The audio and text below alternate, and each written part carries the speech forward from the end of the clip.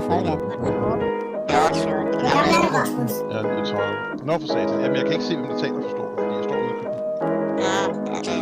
Nøgen. Har du noget imod at give benzinbarberingen? Du barberer hans penishår af. Din mor, hun arbejder jo med andre mænd. Hvad siger du? Gør hun ikke det? Det Hvad har jeg siger hørt. Er det Hvad sagde du, din mor? Hvad siger det om en mand at kalde en drengs mor luder? Falder hen i snak med børn om sex, som om at nogen har spurgt om. Sig mig, slog du hovedet så hårdt, du mistede alt din suk fornuft. Ytringsfriheden ved min side, din søster Tine har en kost. Hacker uden etik, hver gang hvad det bliver mit. For mange idioter, DK møder dem for tit. Put din mor og knækker din kode. Hvorfor så hård på Rasmus, de spørger jeg svarer ærligt. Han har været træt gennem længere periode. De siger man er hvad man spiser, hårdsagen til hvorfor du er et svin. Stiller op til valg i Sverige, men lad perkeren gøre til grin. Pædofil, du fucking grim. Transparent mand som vandmand. Hvad man kan se, men kan han? Nej, det tror jeg ikke hans lille hjerne kan. Klar, så jeg må give det til dig krystal. Klar, med min lyrik og vise svenskerne hvorfor Rasmus skal smides ud fra jeres politik.